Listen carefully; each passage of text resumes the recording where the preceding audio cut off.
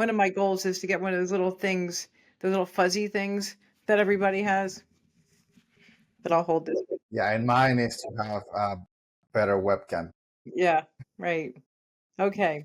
I realized that with the Diego podcast, he has like a nice sharp image. Yeah. Yep. Well, that's one of the things we could talk about.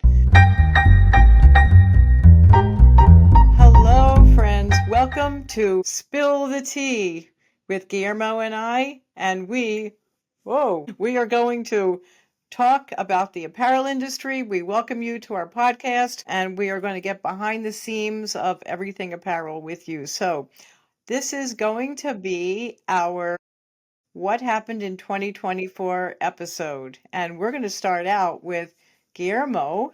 Let's hear everything that you have done, learned, grown, and all kinds of good stuff in 2024. So take it away, Guillermo. Hi everyone. Well, it's funny when you text me about what we're going to talk about today. I start just grinding stuff to see what was new today and in 2024, and it's funny because I start grinding and only 5 stuff.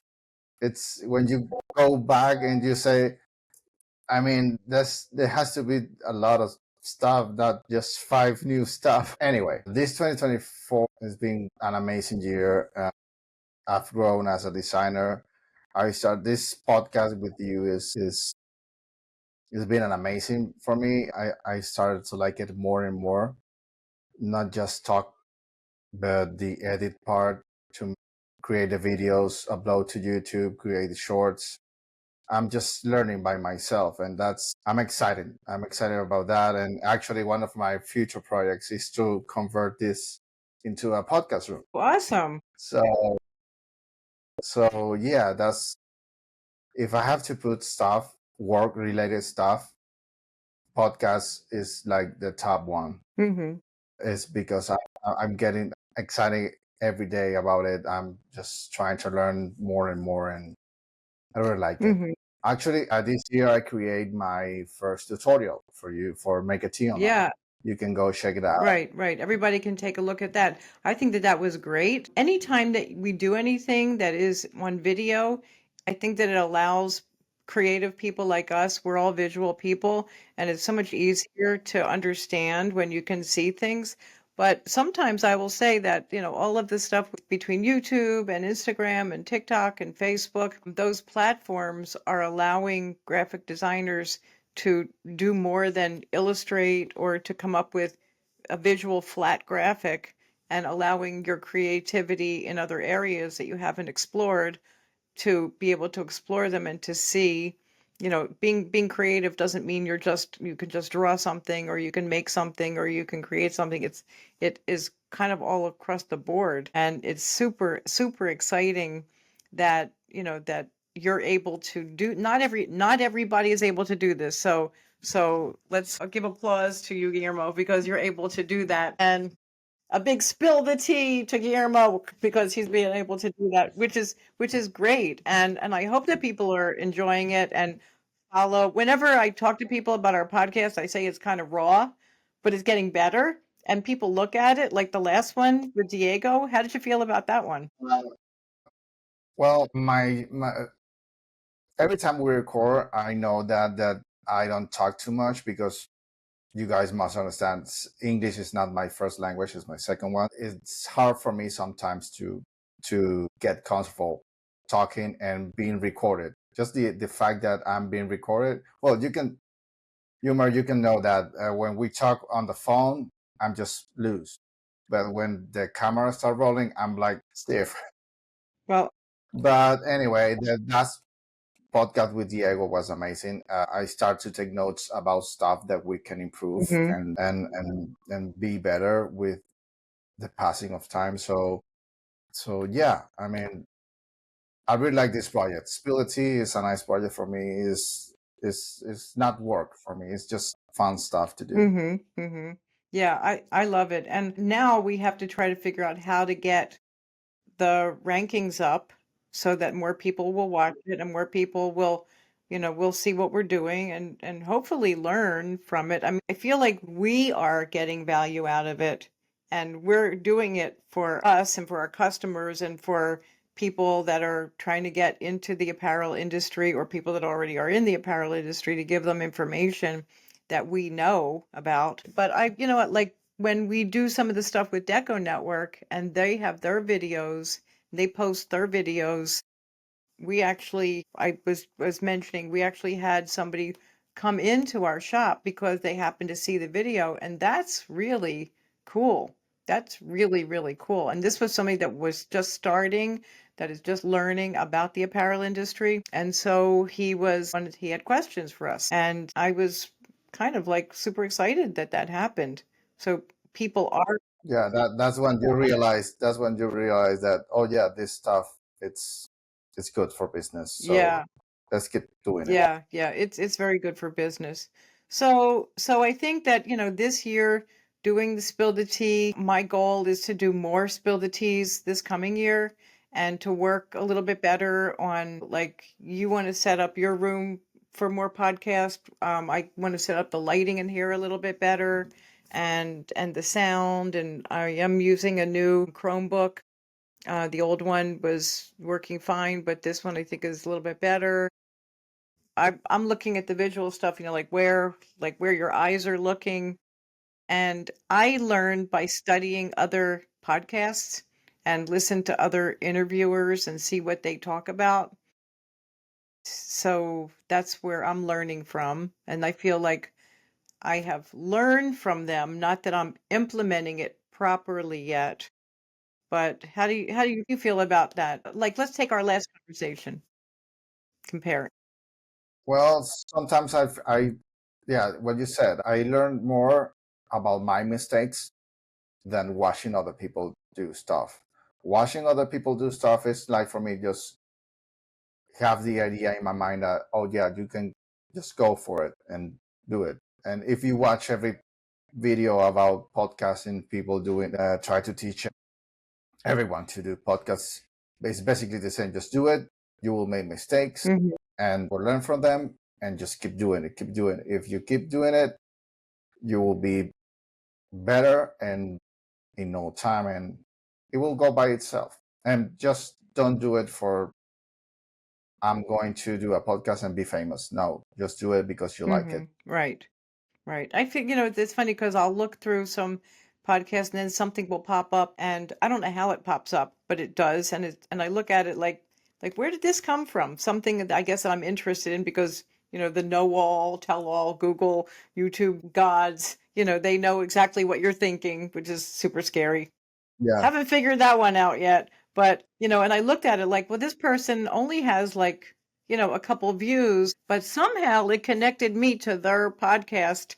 And I don't know I don't remember if it was about fashion or spirituality or whatever it was that I was interested in at that moment. But it came up because I looked at something else and those little things like let me kind of give me hope that we're going to come up on somebody else's interest chart, if that's like a real word, interest chart, or Pinterest interest chart that Yeah, we're going to be part of somebody's algorithm. right, which I didn't never even heard the word algorithm until a couple of years ago. I didn't even know what it meant, but that's my unscientific mind. So it's and then when I look at other people videoing themselves, sometimes the lives, like the live stuff, people just do it and it's great and they post it.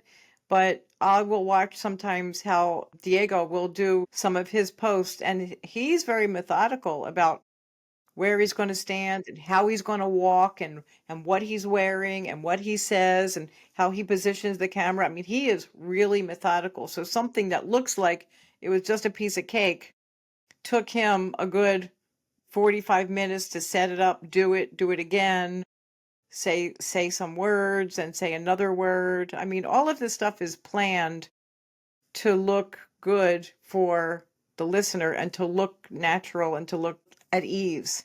So I think bottom line is I think your English is fine. I wish I knew Spanish. Maybe we should do a podcast in Spanish and you can turn it on me and I'll be like, whoa, yeah. You will be quiet for the 45 minutes. Right, right. I'll have my little Google translator on. And believe it or not, I did study Spanish in school. I do live in South Florida. You'd think I would know it, but I don't know. Yeah, Sometimes I especially in feel like South I do Florida. know it. Yeah, yeah, yeah. I can like read it and understand it. And then there's so many different dialects that, that people don't I don't know if you could understand someone from Boston talking or New York talking or the South talking with different accents.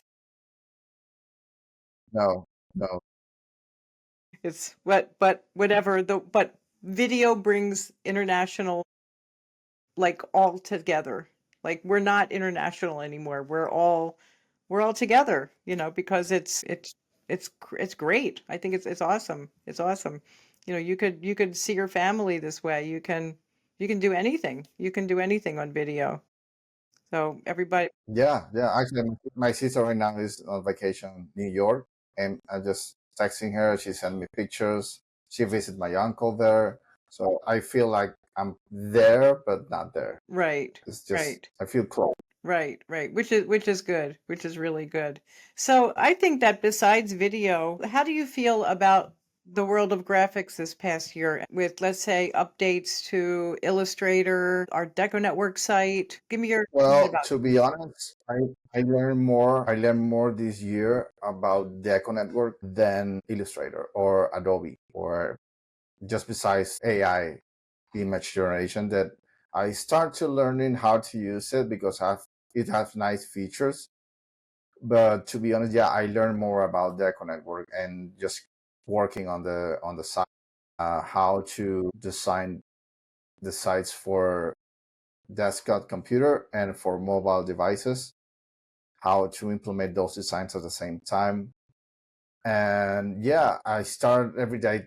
I'm starting to like more and more working with the DecoNetwork sites because Mm-hmm, Illustrator they just send an update every 4 months. mm-hmm, And when you think you start managing a tool from Illustrator or Photoshop or whatever, mm-hmm. they just send you a new update and that changed completely and you have to start again, and that's all year. Right, right. So we've built a few stores this year. I think that the Mean Kitten store is beautiful. The Yeah, pictures yeah. on there are beautiful. And is there any way to show that? Can you share the screen here or show that or maybe insert it when you edit this podcast? I mean, yeah, I will insert the main screen, the main keying. Okay. Okay. Yeah, you will see it. Okay. We actually taught one of our customers how to design better, Evie. Remember, we didn't even want to do her. Yeah, We told her we don't even want to do her yeah. store. Not doing it. We're not. You got to have. It's got to come from your heart. I feel that we grabbed inside of her and pulled her out so that she could design something that was more unique to her her brand, which was her mission. And sometimes these stores are like their mental health to a lot of people because they're expressions, and hers definitely was. And I know that I gave her a hard time, and we were like good cop, bad cop, and I was the bad cop, and you were the good cop. I always have to be the good cop. I cannot be the.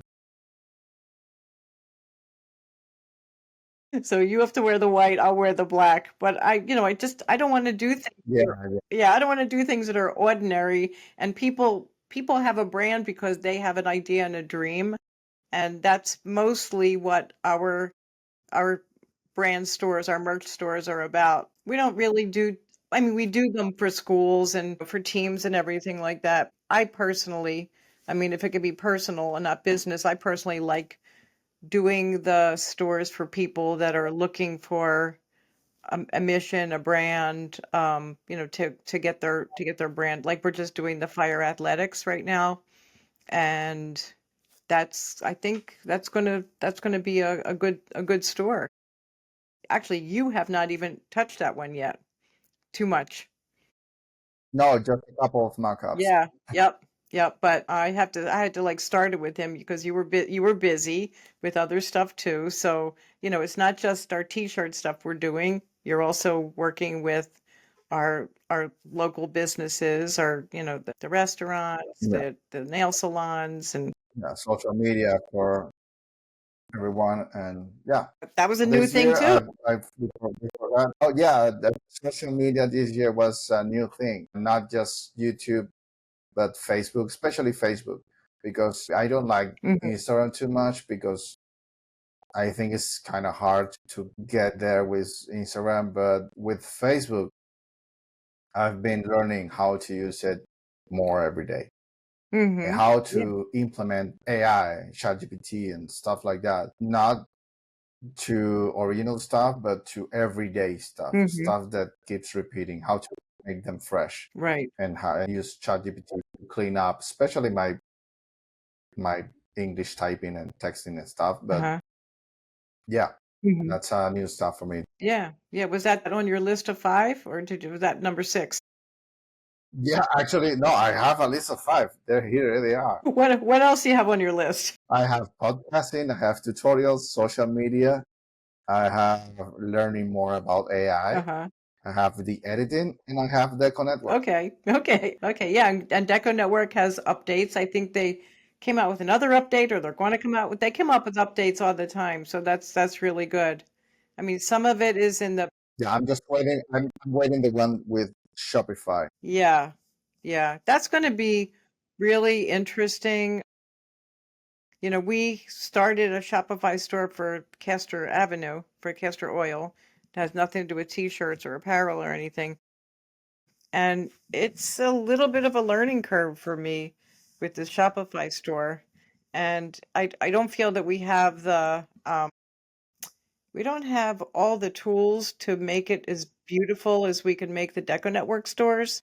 So it's really kind of just basic, I think. I mean, maybe I'm missing something. Maybe I'm totally missing something, but it doesn't give me the flexibility. Like DecoNetwork gives you complete flexibility as far as designing, and I feel like we have more control. The one thing that I have to say, to give us and all DecoNetwork users a big plug, is that when you're using these big box companies like Shopify, you can't talk to anybody. And that is, you can only chat. The person you talk to is the salesperson, and then they disappear. And then you have to figure it out on your own or use YouTube or whatever. I mean, it's a great platform. People make a lot of money on it, allegedly, and that's what they say. But there's nobody to really talk to. Well, there is nobody to talk to at all. There's no human being to talk to. So with us, with doing the stores with us, customers have someone to talk to and to toss things back and forth with. So, I mean, can you imagine working with, say, with half the clients we have and how frustrated they would be if they weren't able to email you or call you or text you or communicate with you about what they want their store to look like? No, you get all the time. You get customers calling from all the Yeah. stores to you. Yeah. So you handle that, and that's not a feature that you can find in any other place. I think. I don't know. Yeah. No, no, no. I mean, I know with our email blast that we do with Emma, um, there's someone to talk to there as well. I just find you can't with Zoom, you can't do it with Zoom. I mean, I just find it very cold that it gets to the point where technology gets to the point where we accept that that is the way things are going to be. And I'm not I'm not a fan of that. I like the person. No, even when you're, I don't know, ordering food, sometimes you have a WhatsApp conversation, and all of a sudden it's not a person, it's an AI, and you're like, no, I want to talk to a person. Right. Why I need to keep talking to an AI? Mhm. So yeah, Mhm.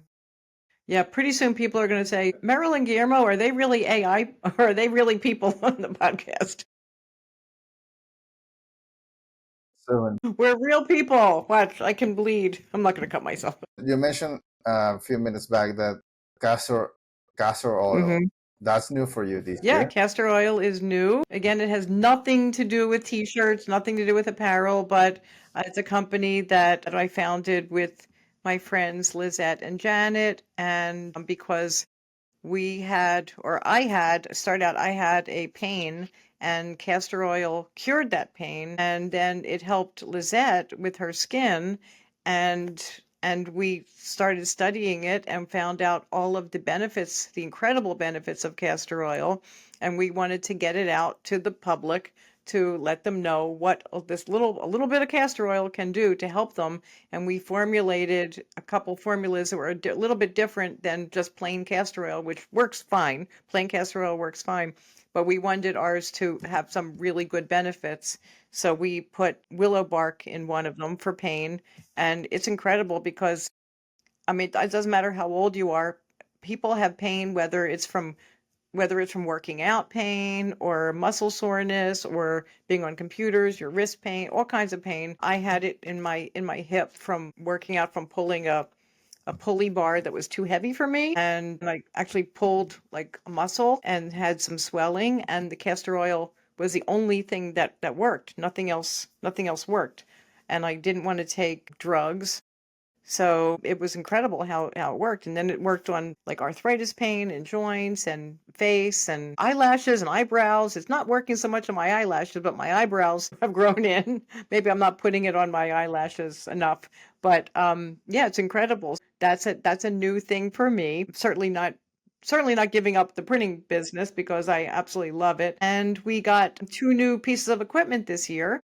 We got the big DTF machine, the Mamaki, and that is exciting. And it's also a learning curve, and not just getting the equipment, but getting the new computer for it and the new software for it and learning all of that stuff. It's a lot to learn. And then when you're done with it, how to apply it to the garments, because right now DTF printing is taken over the print on demand and also large run printing. Direct to film printing is taken over because of its unique abilities to print in full color, not have the screens and films to mess with. There are some machines that are hybrids. They do screen printing for a base and then direct to garment or direct to film printing over it. There's so many things in the printing industry that have made there's been changes made, and then upgrades were made on those changes this year. So everything was in place, but then, like, I think Mamaki waited until all these other companies came out with their direct to film, and then they came out and said, okay, now we see what this company's doing, what this company's doing. They looked at the pluses and minuses, and they came out with their machine, and we bought that machine. We had another machine before that. It was printing great. I mean, everything was. I'm not going to get something that isn't going to print great. I'm not going to put something out there in the public unless it's going to be great. But we needed something that was a little bit faster and a little bit more reliable. It gets to be hard to constantly maintain the machines when it's a new item and there's not a lot of technicians who know how to fix or work on those new pieces of equipment. So it's kind of, like, with the invention of something, it has to be around for a long time before there's experts in fixing it. And I can only do so much. I'm not a repair person, but I feel like I actually am because I've learned how to do that, especially with our direct to garment machines. But we got a new Brother direct to garment machine. Everything was an upgrade because with new stuff, you get speed and you get more reliability and you get better quality. And not that other quality was bad, because at the time that was good. Look, screen printing's been around for ages and it's extremely reliable. But Yeah. people want now more full color stuff, and full color stuff you have to do larger runs. So print on demand, which is that's the hot way of printing now, print on demand. So you're not stocking inventory.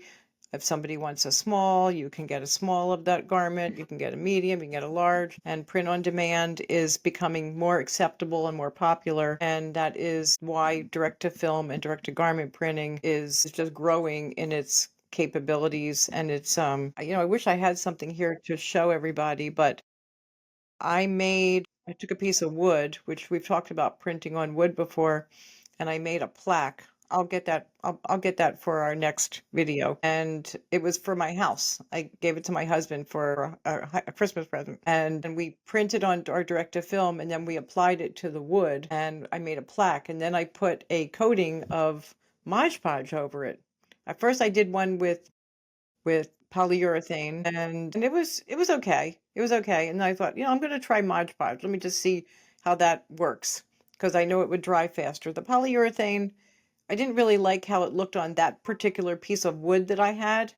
So that's why I tried the Mod Podge. And the Mod, it came out great. And so where there was like space between the slats of wood, because it was like slats, different slats, it got hard.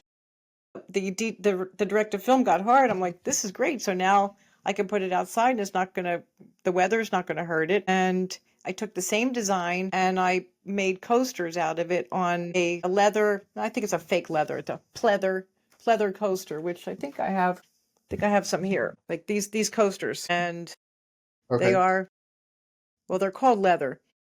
No, I don't. They don't smell like leather.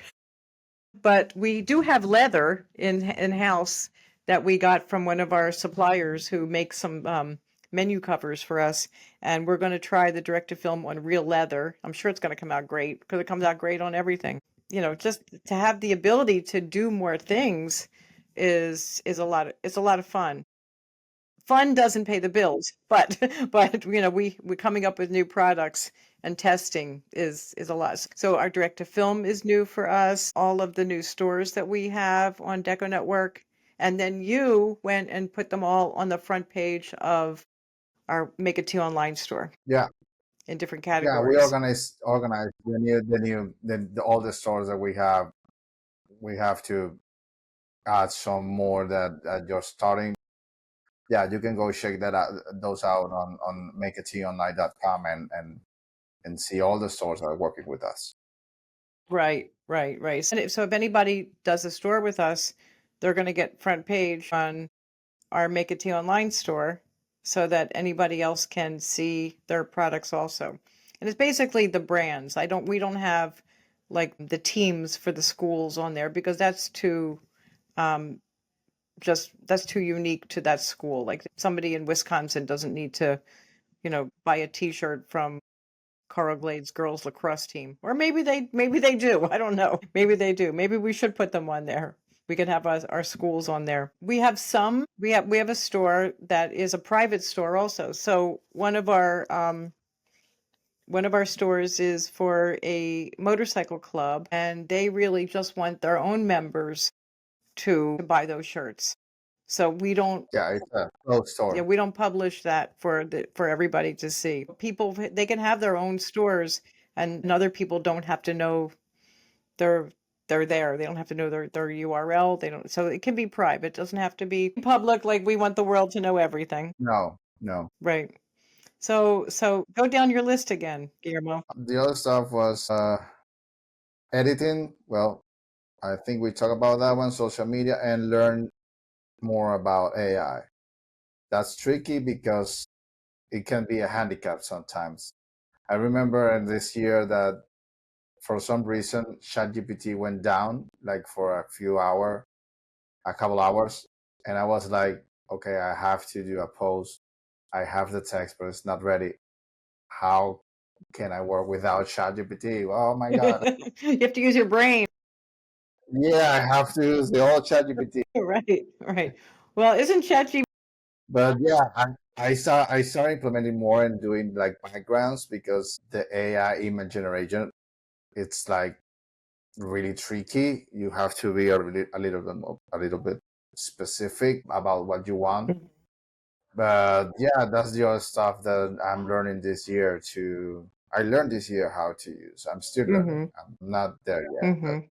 yeah. So, there's that screen print ChatGPT for screen printers to get information on. Yeah. Yeah, Yeah, you told me about it. that our friend Matt Marcotte put together. There's Midjourney. Yeah, Midjourney. Well, I use the Adobe one. I use the Adobe Firefly. Okay. Okay. Yeah, I use it sometimes. I mean, it's a great tool because when you have an image and you have to extend that image, but you don't want to modify it, you can extend it, and then with the help with Adobe Firefly, you can fill the background with the same background. Mm-hmm. So it will look like you originally have that image, that extent, that wide. So yeah, it's a really nice. But that's part of the Adobe Creative Suite. Yeah, that's part of Adobe. Yeah. Right. So I think that we need to be a good idea to let everybody know, like, the different programs, and you can go into all the programs. We have these programs that the average person, I mean, everyone in graphics has it, but the average person does not have that. They use Canva or these other programs that we love. But why don't you talk a little bit about all the different things that Adobe Creative Suite has? Well, the ones that I use most of the times are Illustrator, Photoshop, and InDesign. Those are my three go-to programs. After that, I use for edit the podcast, I use Adobe Premiere Pro, and sometimes I use Adobe After Effects. Another program that is not part of the Adobe collection is CorelDRAW. I use it sometimes also. Okay, which one? What is? CorelDRAW, Oh, okay, yeah. okay. And yeah, besides those, I use a lot.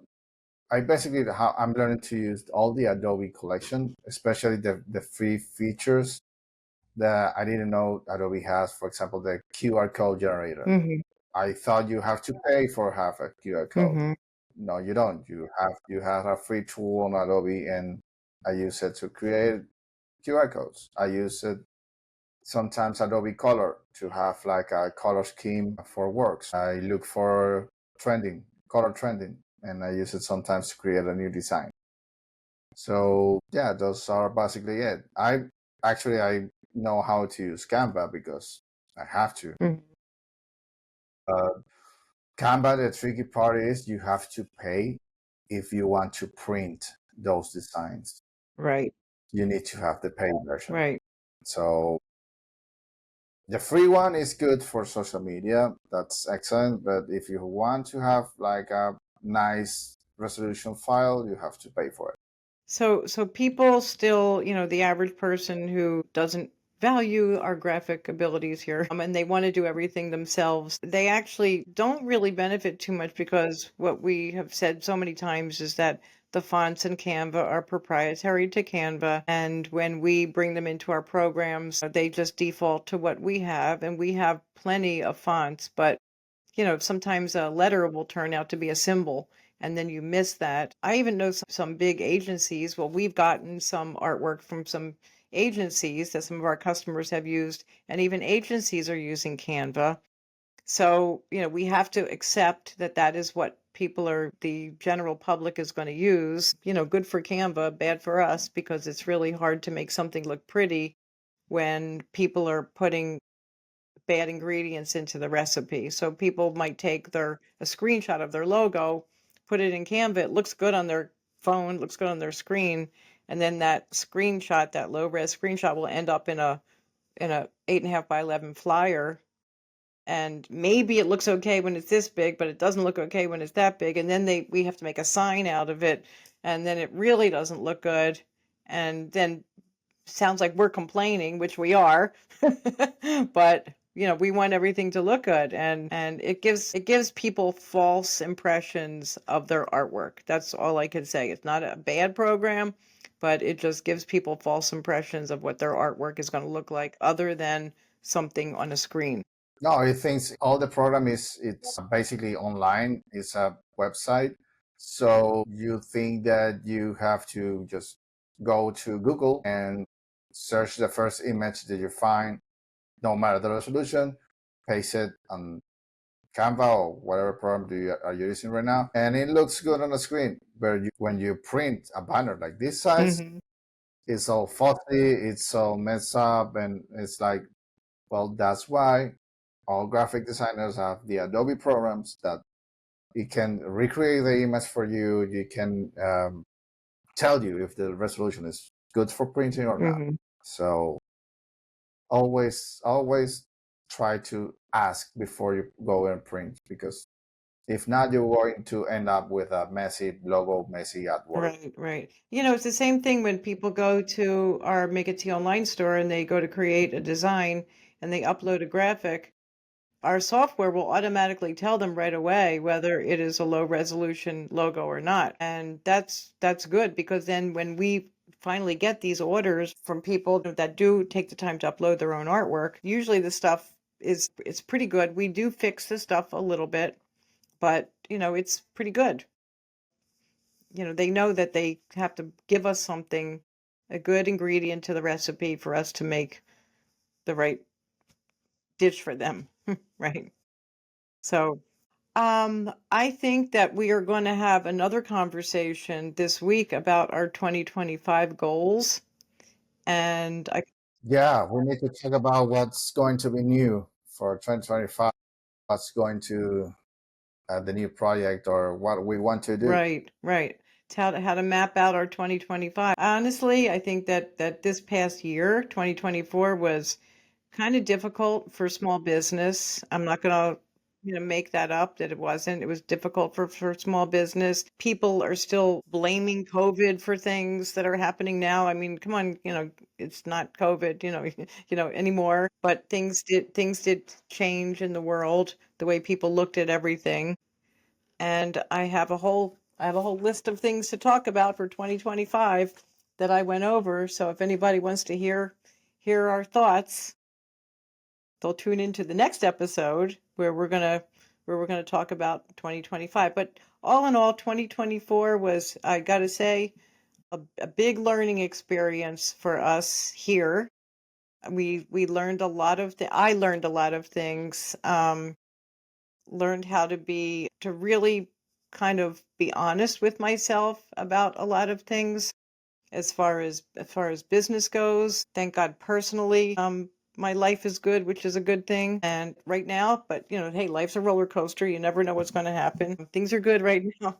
I'm not waiting for that hump, but as life goes on, things do happen. But you know, professionally, we went to quite a few trade shows this year. It's always good to see. I'm a huge fan of going to shows, seeing what's new, always knowing what is trending on the market and the different things that we can offer our customers. And you're going to start the year going to a new Yep, one. we're going to go to a new one this coming weekend and have the opportunity to take Stephanie, who doesn't get to go to shows a lot, so she gets to see in person what we can offer our customers. And I know there's going to be both apparel and both promotional products there, and that's going to be good. And I did see that there's quite a few printing things there. I know TKO is going to be there. I think there's going to be one of the DecoNetwork people is going not DecoNetwork himself isn't going to be there, but somebody else that uses the software is going to be there with a booth, and so that's going to be nice to see him. And I believe there's going to be a couple other people that are going to be there that we know. Well, probably a lot of people that we know, but people that use our software are going to be there. And it'd be great if we could have a meetup. Yeah, yeah. So we're starting out 2025 on a good note, a positive note, and we'll just keep on creating, you know. So It's going to be a good it'll year. be a new year. I always think like It's going to be a good year, it's really good year. yeah, I'm sure yeah, of it's it. going to be a really good year. I always go back to thinking like, well, if it's going to be a good year, why do we have to wait till tomorrow? Why do we have to wait till midnight? And your midnight is going to be you're going to have a better year. You're going to start an hour before me. So you're going to have one up on us. Well, my brother, David's brother, is on Australia, so he's already there. He is on 2025 right Yeah, now. right, right, right. They're way ahead of us. Wait a second. We need to catch up. We need to catch up. Well, anyway, so I want to say thank you for this year. Thank you, Guillermo. Thank you for our Spill the Tea listeners. Thank you for this year. Thank you for letting me be part of this, and I can't wait for All 2025. right. Cheers to the new year.